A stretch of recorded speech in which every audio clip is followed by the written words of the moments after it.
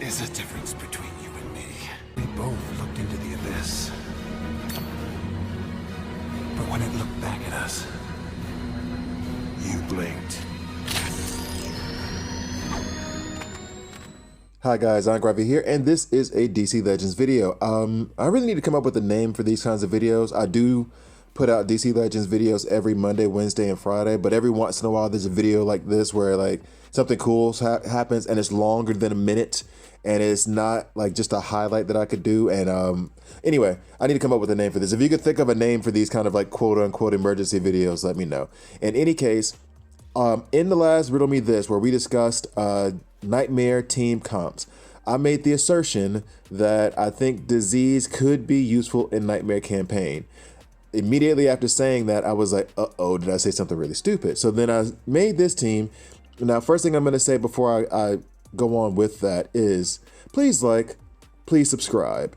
If you don't like it, that's fine. Just subscribe and hit dislike. So the key in this composition is speed from both sides. If you notice, I went after Flash first because he's the fastest. That means that he's going to bring disease to the rest of the team faster. And if you notice, the rest of the team is falling.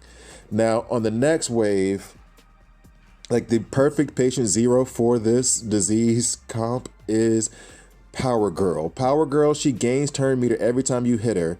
She has taunt on her, which means that Man-Bat will give 7 disease instead of 4. And so whenever she gets her turn, she just annihilates the team, the opposing team. She gains turn meter every time she gets hit, so she's going before the rest of her team.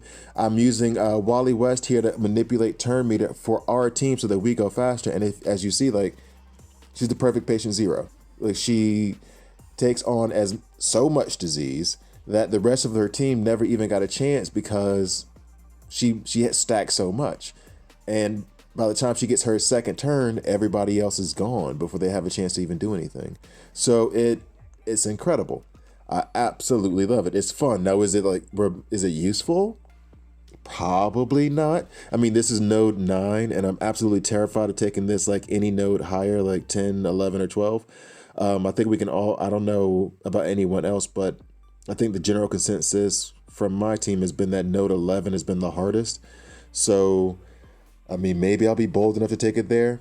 Here, I got a little bit worried because you have Azrael and Darkseid, and one of them has to be stunned. And so I had to stun Azrael because if I touch anyone else on the team, then he's going to ramp up and give himself that debuff immunity. I was terrified of Darkseid, especially when he does his A3, it seems to just annihilate everything. But once we got silence on him and he just started doing his A1 directed towards Barda, she has that death immunity. She's an awesome tank. And so she takes on that damage. And Azrael, I tried to take him out as much as I could. This Azrael is just nuts. I don't know what to say about him. He is just absolutely ridiculous. I mean, really though, just watch. I give him so much disease. I mean, look at how much disease is stacked on Darkseid by comparison. And Darkseid had just eventually took out the rest of his own team. And as much disease as I could stack on Azrael and the rest of the team, it was just, he's so infuriating. So in any case, one of the plus sides about this Wally West, over Red Robin, Dr. Zabaro.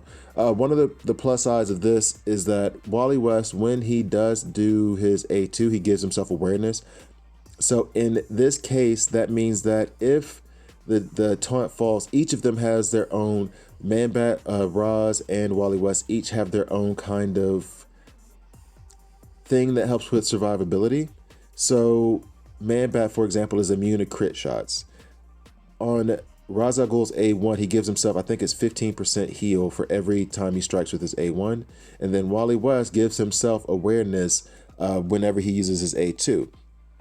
And to be fair, we got a little bit lucky that Barda didn't get taken out throughout this whole thing. But whenever her taunt does fall off, just because of, turns or whatever, then they all have something in their kit that helps them survive. You saw Roz fall and then resurrect himself. He only does that once, so guess what? He cannot fall again. But it seemed to be working. And then we come across Azrael.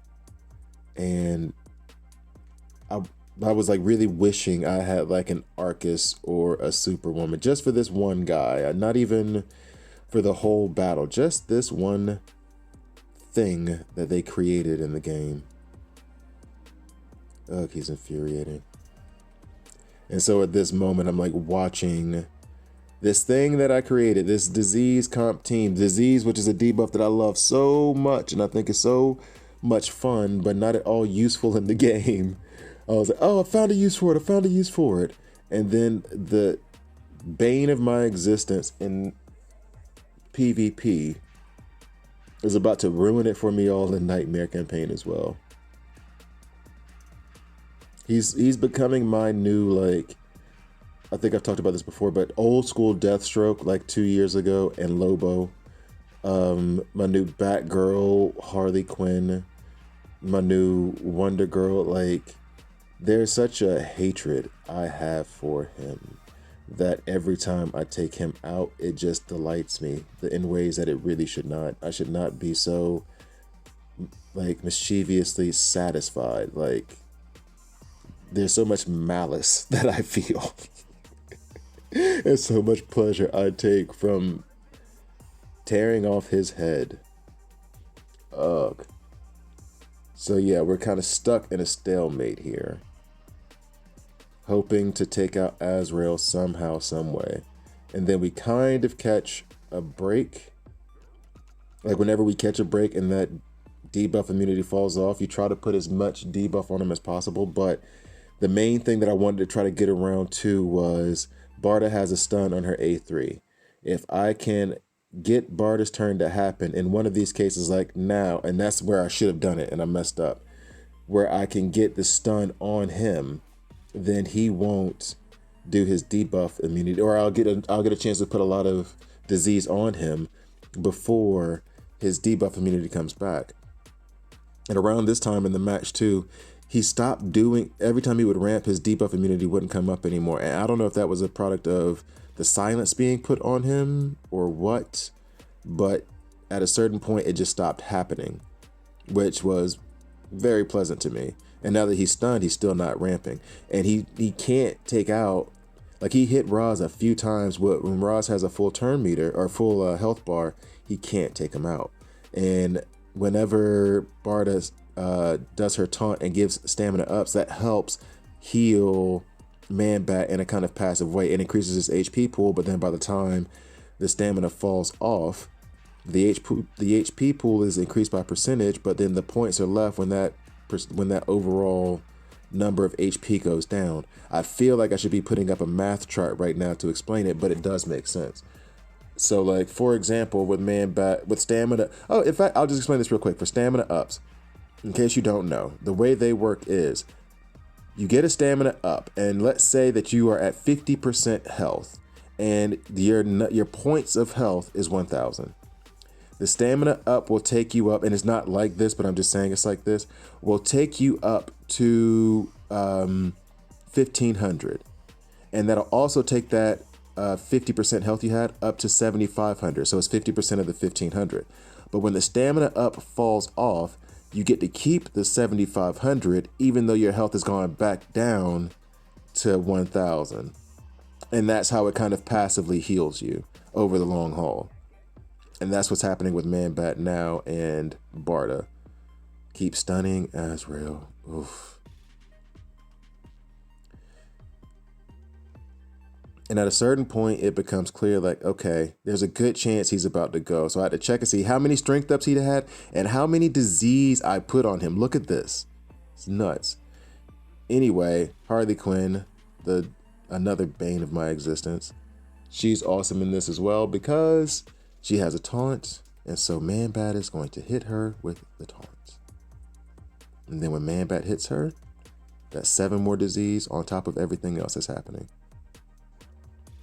So when it gets back to her turn, she is the one who kills her team.